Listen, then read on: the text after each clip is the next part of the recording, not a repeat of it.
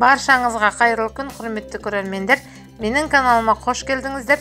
Бүгін мен алғаш рет сникерс тортын дайындадым. Менің жасаған тортым сіздерге ұнап, көңілдеріңізден шығып жатса, ой пікірлеріңізді қалдырып, каналыма тіркеліп, лайк басып, мені қолдап, қоңыраушаны басып, менің алдағы уақытта бұйырса шығатын видеоларымды жіберіп алмаңыздар. Ең алдымен құп-құрғақ болған ыдысымызға жұмыртқаның сары уызы мен ақ уызын жеке жарып аламыз. Әрқайсысына қантымызды жеке-жеке бөліп саламыз. Жұмыртқаның сары уызын шамамен 2-3 минут араластырамыз.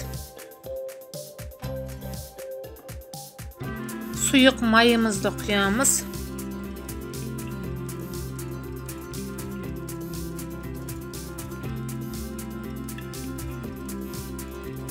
Миксермен араластырғанда абайлаңыз, өйткені массаңыз қоюланғаны сонша миксеріңіздің қуат көзі көтере алмай күйіп кетуі мүмкін.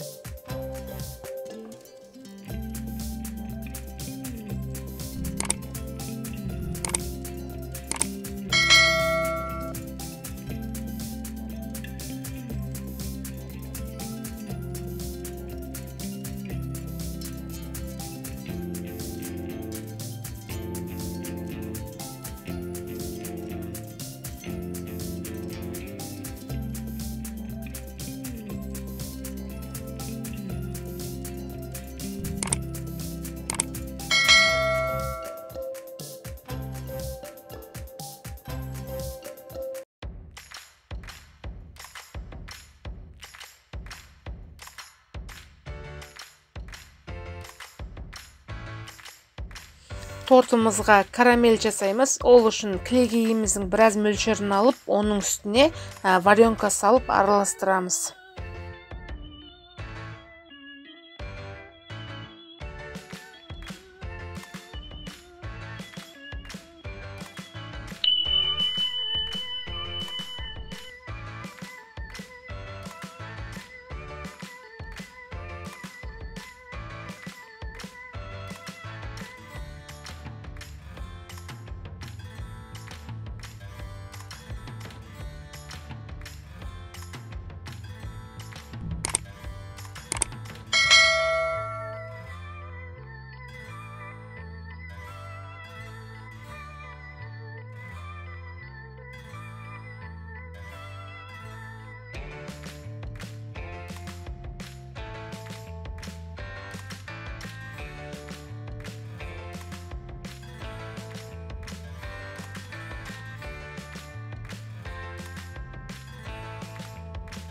Шоколадный ганажымызды ыстық күйінде торттың бетіне құямыз.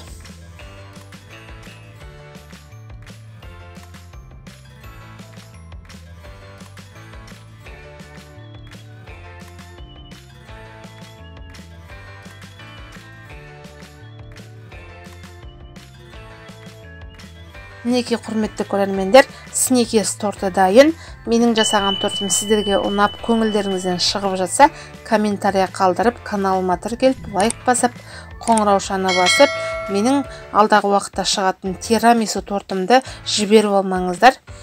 Сіздер де дәл осылай сникерс тортын жасап, меймандарыңызды қарсы алып, менімен бірге өз отбасыларыңызды қуантыңыздар. Тортым өте дәмді, нәзік болып шықты. Сникерстің дәмі сияқты керемет болды. Сіздер де жасап көріңіздер. Түсінбеген сұрақтарыңыз болса, комментария қалдырыңыздар.